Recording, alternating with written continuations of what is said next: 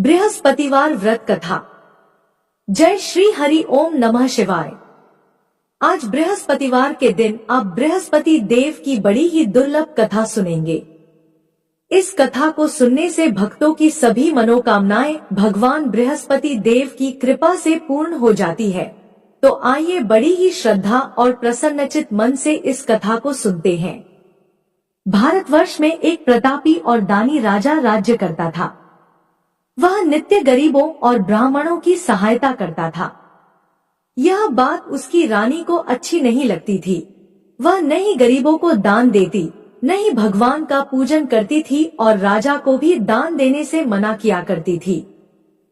एक दिन राजा शिकार खेलने वन को गए हुए थे तो रानी महल में अकेली थी। उसी समय बृहस्पति देव साधु के वेश में राजा के महल में भिक्षा के लिए गए और भिक्षा मांगी। रानी ने भिक्षा देने से इनकार किया और कहा, हे साधु महाराज, मैं तो दान पुण्य से तंग आ गई हूँ। मेरा पति सारा दिन धन लुटाते रहते हैं। मेरी इच्छा है कि हमारा सारा धन नष्ट हो जाए, फिर न रहेगा बांस न बजेगी बांसुरी। साधु ने कहा, देवी तुम तो बड़ी विचित्र हो।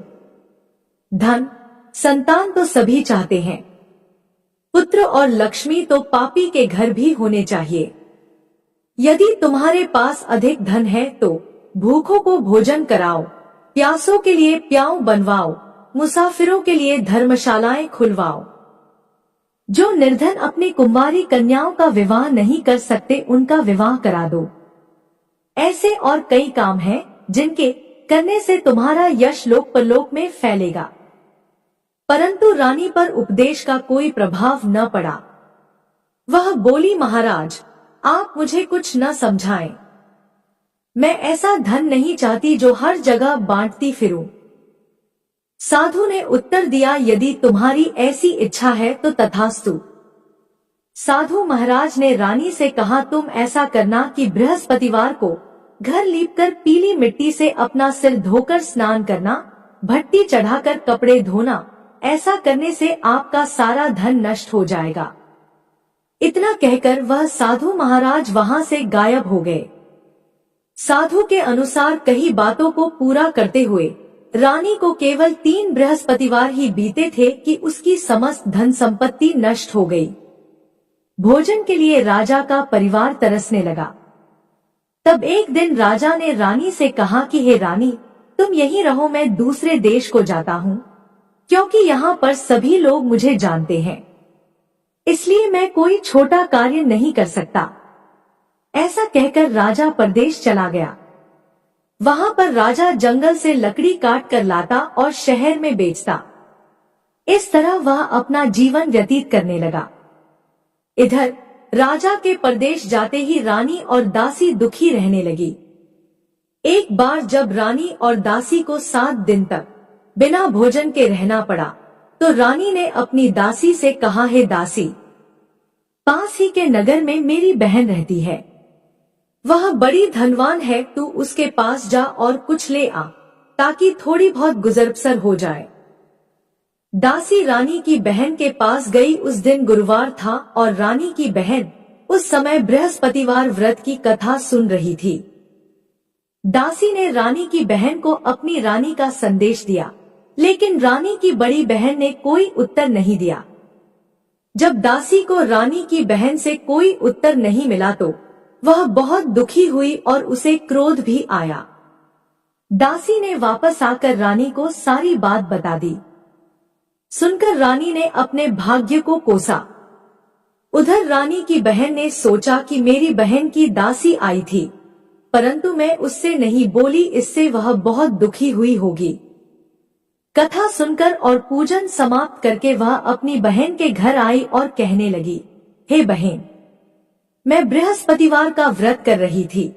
तुम्हारी दासी मेरे घर आई थी, परंतु जब तक कथा होती है तब तक न तो उठते हैं और न ही बोलते हैं, इसलिए मैं नहीं बोली। कहो दासी क्यों गई थी? रानी बोली, बहन तुमसे क्या छिपाऊं, हमारे घर में खाने तक को अनाज नहीं था। ऐसा कहते कहते रानी की आंखें भर आई। उसने दासी समेत पिछले 7 दिनों से भूखे रहने तक की बात अपनी बहन को विस्तार पूर्वक सुना दी। रानी की बहन बोली, देखो बहन, भगवान बृहस्पति देव सबकी मनोकामना को पूर्ण करते हैं। देखो शायद तुम्हारे घर में अनाज रखा हो। पहले तो रानी को विश्वास नहीं हुआ, पर बहन के आग्रह करने पर उसने अपनी दासी को अंदर भेजा तो उसे सचमुच अनाज से भरा एक घड़ा मिल गया। यह देखकर दासी को बड़ी हैरानी हुई। दासी रानी से कहने लगी, हे रानी, जब हमको भोजन नहीं मिलता तो हम व्रत ही तो करते हैं, इसलिए क्यों न इनसे व्रत और कथा की विधि पूछ ली जाए ताकि हम भी व्रत कर सकें।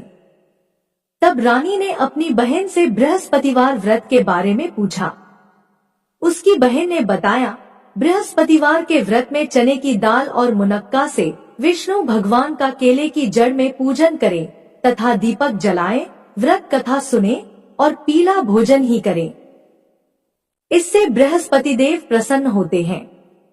व्रत और पूजन विधि बताकर रानी की बहन अपने घर को लौट गई। 7 दिन के बाद जब गुरुवार आया तो रानी और दासी ने व्रत रखा। घुड़साल में जाकर चना और गुड़ लेकर आई। फिर उससे केले की जड़ तथा विष्णु भगवान का पूजन किया। अब पीला भोजन कहां से आए, इस बात को लेकर दोनों बहुत दुखी थी। चूंकि उन्होंने व्रत रखा था इसलिए बृहस्पति देव उनसे प्रसन्न थे, इसलिए वे एक साधारण व्यक्ति का रूप धारण कर 2 थालों में सुंदर पीला भोजन दासी को दे गए। भोजन पाकर दासी प्रसन्न हुई और फिर रानी के साथ मिलकर भोजन ग्रहण किया। उसके बाद वे सभी गुरुवार को व्रत और पूजन करने लगी। बृहस्पति भगवान की कृपा से उनके पास फिर से धन संपत्ति आ गई, परंतु रानी फिर से पहले की तरह आलस्य करने लगी। तब दासी बोली, देखो रानी, तुम पहले भी इस प्रकार आलस्य करती थी। तुम्हें धन रखने में कष्ट होता था, इस कारण सभी धन नष्ट हो गया, और अब जब भगवान बृहस्पति की कृपा से धन मिला है तो तुम्हें फिर से आलस्य होता है। रानी को समझाते हुए दासी कहती है कि बड़ी मुसीबतों के बाद हमने यह धन पाया है, इसलिए हमें दान पुण्य करना चाहिए, भूखे मनुष्यों को भोजन कराना चाहिए और धन को शुभ कार्यों में खर्च करना चाहिए, जिससे तुम्हारे कुल का यश बढ़ेगा, स्वर्ग की प्राप्ति होगी और पितृ प्रसन्न होंगे। दासी की बात मानकर रानी अपना धन शुभ कार्यों में खर्च करने लगी, जिससे पूरे नगर में उसका यश फैलने लगा। बृहस्पतिवार व्रत कथा के बाद श्रद्धा के साथ आरती की जानी चाहिए। इसके बाद प्रसाद बांटकर उसे ग्रहण करना चाहिए। एक दिन राजा दुखी होकर जंगल में एक पेड़ के नीचे आसन जमाकर बैठ गया। वह अपनी दशा को याद करके व्याकुल होने लगा। बृहस्पतिवार का दिन था। एकाएक उसने देखा कि निर्जन वन में एक साधु प्रकट हुए। वह साधु वेश में स्वयं बृहस्पति देवता थे। लकड़हारे के सामने आकर बोले, हे लकड़हारे, इस सुनसान जंगल में तू चिंता मग्न क्यों बैठा है? लकड़हारे ने दोनों हाथ जोड़कर प्रणाम किया और उत्तर दिया, महात्मा जी, आप सब कुछ जानते हैं, मैं क्या कहूँ? यह कहकर रोने लगा और साधु को अपनी आत्मकथा सुनाई। महात्मा जी ने कहा, तुम्हारी स्त्री ने बृहस्पतिवार के दिन बृहस्पति भगवान का निरादर किया था, जिसके कारण भगवान विष्णु ने रुष्ट होकर तुम्हारी यह दशा कर दी। अब तुम चिंता को दूर करके मेरे कहने पर चलो तो तुम्हारे सब कष्ट दूर हो जाएंगे और भगवान पहले से भी अधिक संपत्ति देंगे। तुम बृहस्पतिवार के दिन कथा किया करो। 2 पैसे के चना मुनक्का लाकर उसका प्रसाद बनाओ और शुद्ध जल से लोटे में शक्कर मिलाकर अमृत तैयार करो। कथा के पश्चात अपने सारे परिवार और सुनने वाले प्रेमियों में अमृत व प्रसाद बांटकर आप भी ग्रहण करो। ऐसा करने से भगवान तुम्हारी सब मनोकामनाएं पूरी करेंगे। साधु के ऐसे वचन सुनकर लकड़हारा बोला, हे प्रभु, मुझे लकड़ी बेचकर इतना पैसा नहीं मिलता जिससे भोजन के उपरांत कुछ बचा सकूं। मैंने रात्रि में अपनी स्त्री को व्याकुल देखा है। मेरे पास कुछ भी नहीं जिससे मैं उसकी खबर मंगा सकूं। साधु ने कहा, है लकड़हारे, तुम किसी बात की चिंता मत करो। बृहस्पतिवार के दिन तुम रोजाना की तरह लकड़ियां लेकर शहर को जाओ। तुमको रोज से दुगुना धन प्राप्त होगा, जिससे तुम भली भांति भोजन कर लोगे तथा बृहस्पति देव की पूजा का सामान भी आ जाएगा। इतना कहकर साधु अंतर्ध्यान हो गए। धीरे धीरे समय व्यतीत होने पर फिर वही बृहस्पतिवार का दिन आया। लकड़हारा जंगल से लकड़ी काटकर किसी शहर में बेचने गया। उसे उस दिन और दिन से अधिक पैसा मिला। राजा ने चना गुड़ आदि लाकर गुरुवार का व्रत किया। उस दिन से उसके सभी क्लेश दूर हुए, परंतु जब दोबारा गुरुवार का दिन आया तो बृहस्पतिवार का व्रत करना भूल गया। इस कारण बृहस्पति भगवान नाराज हो गए। उस दिन उस नगर के राजा ने विशाल यज्ञ का आयोजन किया तथा शहर में यह घोषणा करा दी कि कोई भी मनुष्य अपने घर में भोजन न बनावे न आग जलावे। समस्त जनता मेरे यहाँ भोजन करने आवे। इस आज्ञा को जो नहीं मानेगा उसे फांसी की सजा दी जाएगी। इस तरह की घोषणा संपूर्ण नगर में करवा दी गई। राजा की आज्ञानुसार शहर के सभी लोग भोजन करने गए, लेकिन लकड़हारा कुछ देर से पहुंचा, इसलिए राजा उसको अपने साथ घर ले गए और ले जाकर भोजन करा रहे थे तो रानी की दृष्टि उस खूंटी पर पड़ी जिस पर उसका हार लटका हुआ था। वह वहां पर दिखाई नहीं दिया।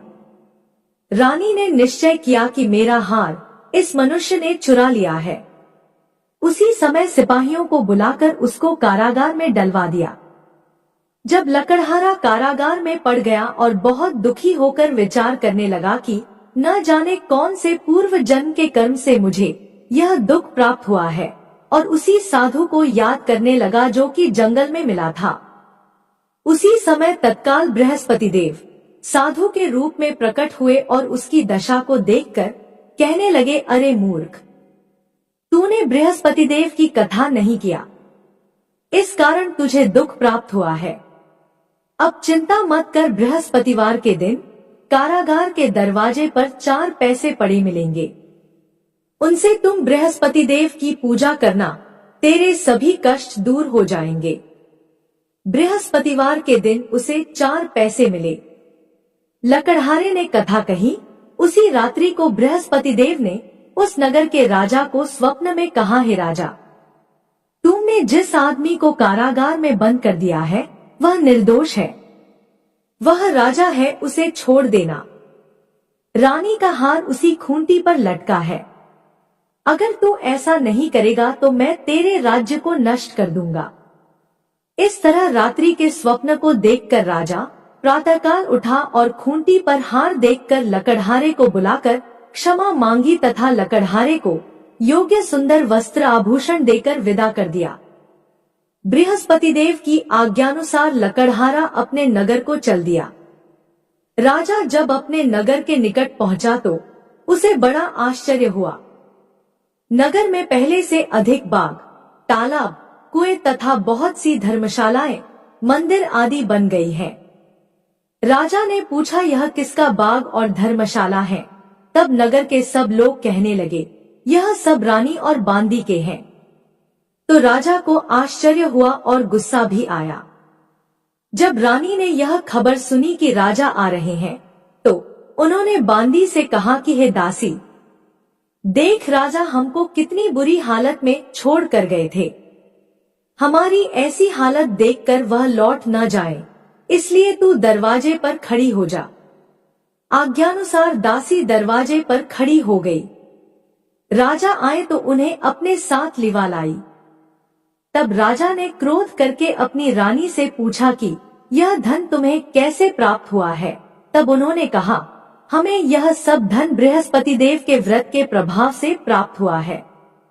राजा ने निश्चय किया कि 7 दिन बाद तो सभी बृहस्पति देव का पूजन करते हैं, परंतु मैं प्रतिदिन दिन में 3 बार कहानी तथा व्रत किया करूंगा।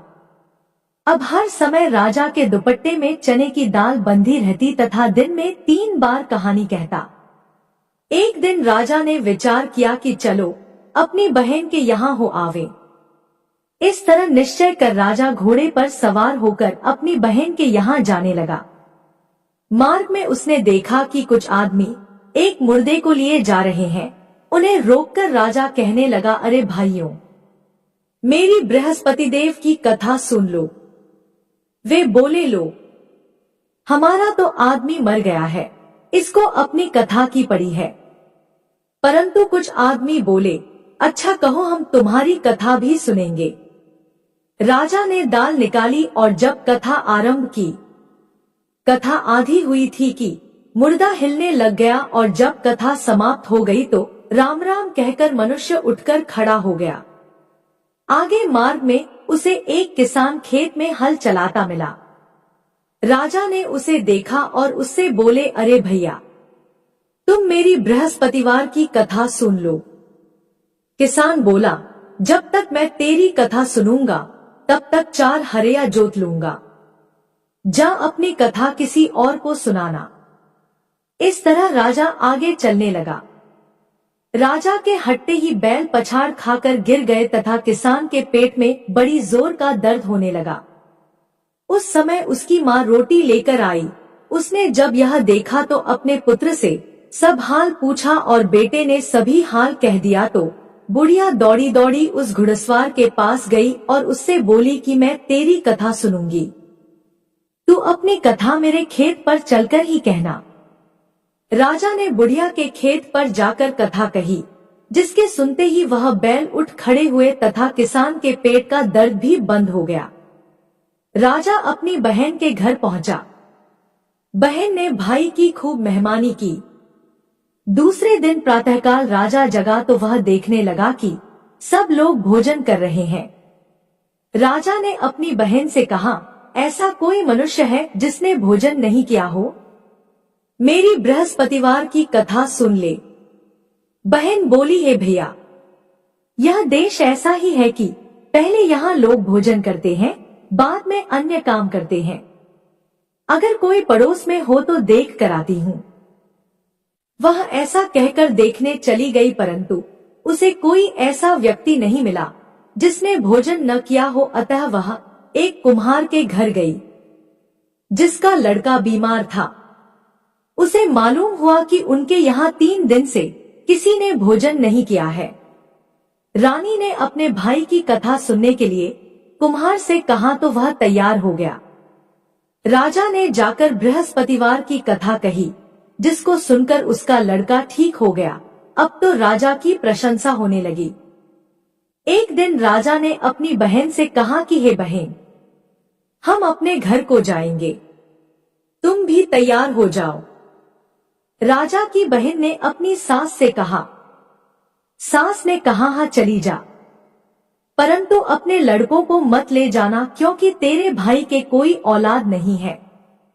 बहन ने अपने भैया से कहा, है भैया, मैं तो चलूंगी पर कोई बालक नहीं जाएगा।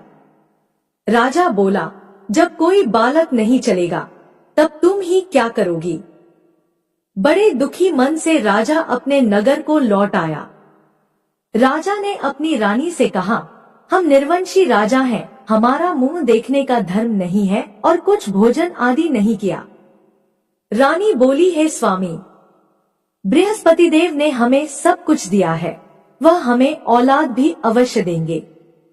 उसी रात को बृहस्पति देव ने राजा से स्वप्न में कहा, है राजा उठ, सभी सोच त्याग दे, तेरी रानी गर्भ से है। राजा को यह बात सुनकर बड़ी खुशी हुई। 9वें महीने में रानी के गर्भ से एक सुंदर पुत्र पैदा हुआ। तब राजा बोला, हे रानी, स्त्री बिना भोजन के रह सकती है, पर बिना कहे नहीं रह सकती। जब मेरी बहन आवे तुम उससे कुछ कहना मत। रानी ने सुनकर हाँ कर दिया। जब राजा की बहन ने यह शुभ समाचार सुना तो वह बहुत खुश हुई तथा बधाई लेकर अपने भाई के यहाँ आई। तभी रानी ने कहा, घोड़ा चढ़कर तो नहीं आई, गधा चढ़ी आई। राजा की बहन बोली, भाभी, मैं इस प्रकार न कहती तो तुम्हें औलाद कैसे मिलती। बृहस्पति देव ऐसे ही हैं, जैसी जिसके मन में कामनाएं हैं सभी को पूर्ण करते हैं। जो सद्भावना पूर्वक बृहस्पतिवार का व्रत करता है एवं कथा पढ़ता है अथवा सुनता है, दूसरों को सुनाता है, बृहस्पति देव उसकी सभी मनोकामना पूर्ण करते हैं। भगवान बृहस्पति देव उसकी सदैव रक्षा करते हैं। संसार में जो मनुष्य सद्भावना से भगवान जी का पूजन व्रत सच्चे हृदय से करते हैं तो उनकी सभी मनोकामनाएं पूर्ण करते हैं। जैसी सच्ची भावना से रानी और राजा ने उनकी कथा का गुणगान किया तो उनकी सभी इच्छाएं बृहस्पति देव जी ने पूर्ण की थी। इसलिए पूर्ण कथा सुनने के बाद प्रसाद लेकर जाना चाहिए। हृदय से उसका मनन करते हुए जयकारा बोलना चाहिए। बोलो बृहस्पति देव की जय, भगवान विष्णु की जय। अगर वीडियो पसंद आई तो हमारे चैनल को सब्सक्राइब करें। धन्यवाद।